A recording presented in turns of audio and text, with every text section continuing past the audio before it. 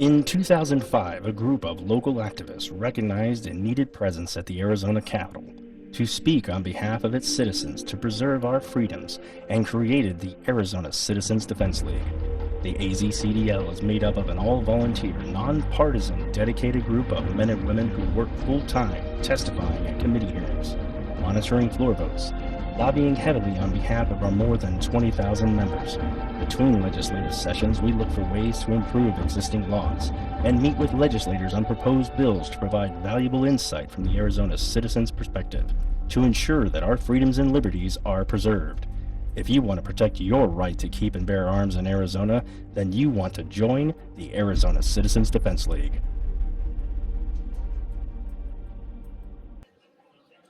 No problem at all. Thank you so much. It's fun to be here and to see you again. I'm Marsha Petri Sue, and I am the brand new commissioner, one of 5, to Arizona Game and Fish as of 2.5 weeks ago.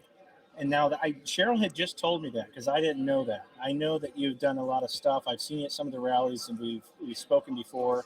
So now that you're doing this, what does that mean for Game and Fish? What is this role going to do for you and for the people here in Arizona?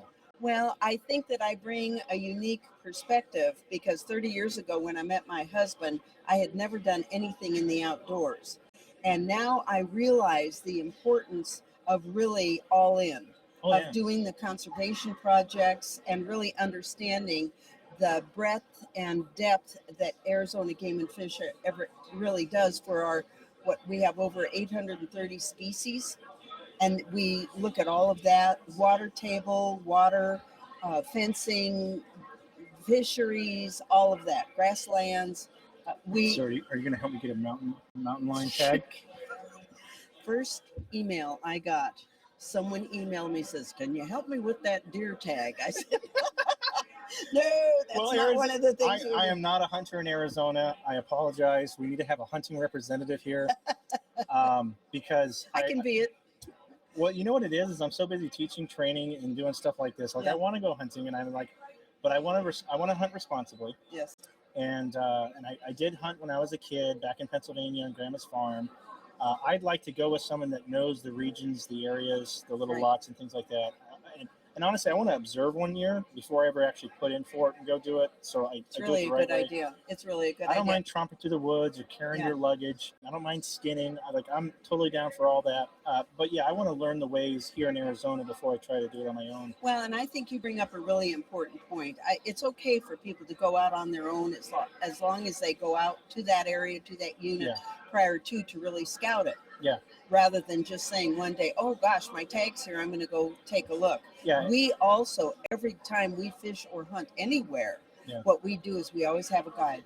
Yeah. Someone that is a professional, that is bona fide and really knows the area. And we've had tremendous success, not only in Arizona, but all over the country and actually all over the world. Now, last I heard, Game and Fish was going to open, I think, 5 more ranges. Like it's already been proposed, been done. Do you know anything about that yet? Is it still too new? Well, having this be my 2.5 week celebration. Too soon? Too soon? No, I know just a tiny bit. Okay. And what I do know is, yes, you are correct. And I think what they're doing is looking at the people to run those ranges, the areas which I think they have most of that land secured, and one by one we will be bringing those up. Okay. So if you check the Game and Fish website, which has a plethora, a ton of information on all of these different aspects, including our conservation project. My husband and I work on a lot of conservation projects. For an example, we have one area where they go and redo fences for the antelope and for the pronghorn migration. Okay. Yeah, so it's really cool. We can keep going. I think he's just pointing where everything else is out at. But we're getting close to going. What are some things that you're hoping to accomplish being in this position that maybe weren't getting addressed before? Well, and it's not that they weren't getting addressed. It was the voice on how they were addressing them. I think coming in as a brand newbie to the environmental world and to conservation and to understanding that hunters are the best conversationists is really very important. And I bring that voice where a lot of these people started hunting when they were 5 years old. Yeah. You know, I started when I was 46. Yeah. And actually, I didn't even start. My wedding gift was an over and under Satori lightweight. Was that what you wanted? No, I'd never seen a gun in person. Oh my goodness. Yeah. And so my husband sent me to I this. made the mistake of buying my wife pots and pans one year for no. Christmas. Guns. She's like, don't get me anything for the kitchen or house duties for Christmas. Like Christmas and my birthday is for jewelry.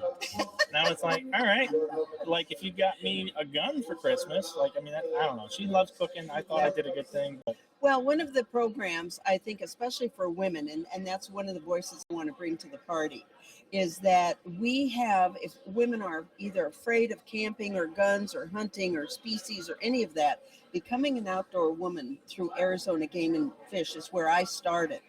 You know, I showed up in my fancy clothes and I walked away smelling like a campfire in a camel cap and real dirty. yeah. And that's a week program. So I really highly advise, a lot of the states do have the Becoming an Outdoor Woman program. It actually started in Wisconsin. That's a really interesting. Yeah, I didn't know that we had that here. Yes, we sure do. Where can you go to find out more information about that? The Arizona Game and Fish website. It's just if you Google or DuckDuckGo Arizona Game and Fish, Yeah. it'll come pop right up, and there's a ton of information. There is a ton of information. Yeah, It's difficult everything to from navigate. hunting guidelines to what's happening in the fisheries, because we're just battling some bacteria Yeah. in one of the fisheries, actually two of them, and now one is just ready to reopen. See, I do know that. Pretty cool, huh? Right. And it's just, there's a lot of information, including the Becoming an Outdoor Woman. Or you can just Google or DuckDuckGo Becoming an Outdoor Woman, Arizona. What do you know about? Maybe this is in your realm, maybe it's not. Like we've lost a lot of water here in Arizona. The lakes are down at some of the lowest levels in forever. Any word on what that's going to look like? Do we see that getting replenished anytime soon? Well, yes, I do. And I think that a lot of the critter groups, so for an example, we do a lot of work with Arizona Antelope Foundation and Arizona Deer Association. Okay. We build water catchments. We fill water catchments. We just purchased a great big water truck for Arizona Deer Association, fill it up. We have volunteers that go out and fill these. We do the same thing with antelope. Sheep projects, the desert bighorn sheep, Arizona desert bighorn sheep. What we do there, which is fantastic, is that we take people out to the sites where sheep live, and we know where sheep live way up on the top of the mountain, right? And it's kind of cool on these is that you get a helicopter ride. So they get the Papillon. You're spoiled. I know. You're so spoiled. I know, but I can't. I think. Well, I took my wife recently for a helicopter ride it was a big anniversary. We've been married now. She's going to kill me. I think we're coming up on 21, so I think it must have been this past one. There was a restaurant helicopter thing out of Falcon Field. There's a steak restaurant there. They bring you a hot stone and you throw your steak on the stone. You cook it yourself. Well, they had like a helicopter ride paired up. Maybe it was Valentine's Day. That's what it was. They had a helicopter ride paired up. I was like, sign me up. But I didn't tell her. I surprised her. So you show up and you immediately walk through the restaurant, then out on the airfield towards the helicopter. She's like, oh, you know. But I hadn't ridden in one since I was in the military, and I was like, this is going to be awesome. And we flew right over the wild horses near the Salt River and the lake out there. We turned around, came back, landed, had an amazing dinner. So when you mentioned helicopter ride, that was the first thing that popped in my brain. Arizona is such a beautiful state. Yes, it is. We have so many amazing outdoor opportunities. It is so hard to find space in a lot of these places now, especially during COVID. Like, did you try to do anything during COVID? Oh, yeah. And I have a big trailer. I've got my quads. I packed my whole family up. And fortunately, I left town like on a Thursday. Yeah. I want to say it was like Memorial Day weekend. And I mean, I take this 39-foot, it's the biggest bumper toy hauler you can haul, way out into the sticks around the Mogollon Rim where no one could find us. Beautiful. Set up camp, And Friday, I had 20 campers Sure. all around me, Sure. and where we had set up base camp. And then of course, all good people. Like Yeah, when you get and the you're out- going, really? I wanted the quiet. I wanted to be by ourselves. yeah, No, but then you try to make the exit to go to like a local store or something, and it's just, nuts. I mean, hundreds of people everywhere. Yeah. So like Arizona is a very outdoorsy state. There's so many great trails, Right.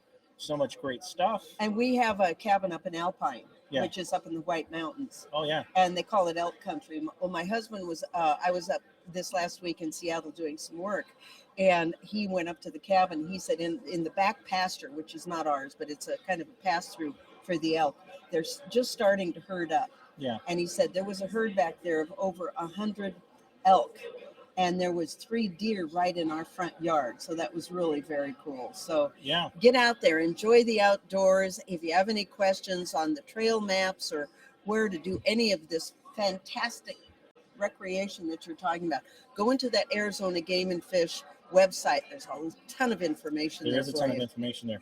And once again, tell everybody who you are. Marsha Petri Sue. I'm the news commissioner for Arizona Game and Fish. I also was past chair for Women's Outdoor Media Association, and I'm Marine Corps Scholarship Foundation for Arizona on that committee. And Wonderful. my trade is I'm a professional speaker and best-selling author. Thank you so much for Thank stopping you. in and sitting with me. Fantastic. I'm so excited to learn about this new position. I know you're Thank going to you. do awesome. Thank you.